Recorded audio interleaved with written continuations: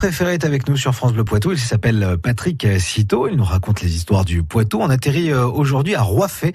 Alors ça se trouve dans la Vienne. C'est une commune qui est dotée en fait d'un château bâti au XVe siècle. Bonjour. Bonjour. Et donc ce château qui se trouve à Roiffet. Dites-nous un petit peu plus sur ce château. Et il s'agit du château de la Roche-Martel, également appelé Roche-Marteau ou Roche du Maine. Cette bâtisse a imposé sa silhouette au fil des siècles à Roiffet, à 13 km de Loudun.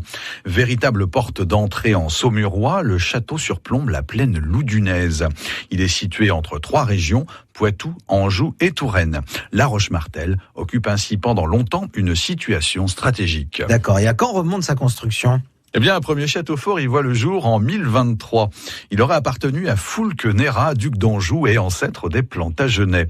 Avec le mariage d'Henri II et d'Aliénor d'Aquitaine et le rattachement de l'Aquitaine et du Poitou au royaume d'Angleterre, le château perd son intérêt militaire.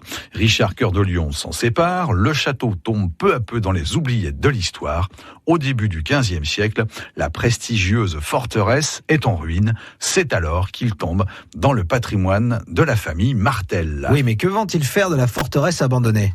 Ils y engagent un vaste chantier de reconstruction. La forteresse reprend des formes dignes d'une demeure seigneuriale. Afin de marquer encore un peu plus de leur empreinte cette nouvelle bâtisse, les Martel lui donnent leur nom. Le château de la Roche-Martel entre ainsi dans l'histoire. Les changements de propriétaires s'enchaînent dans les siècles suivants. Le château est alors rarement habité. Pendant un long moment, il sert carrément de bâtiment d'exploitation agricole. À la fin du 19e siècle, il est racheté par un notaire. Il supprime une bonne partie des anciennes constructions, transforme l'architecture militaire initiale pour en faire sa résidence d'agrément.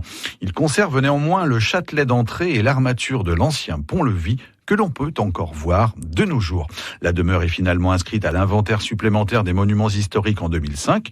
Le château de la Roche-Martel abrite aujourd'hui des chambres d'hôtes. L'histoire des lieux continue ainsi de s'écrire 966 ans après les débuts de cette aventure architecturale. Merci Patrick pour cette histoire.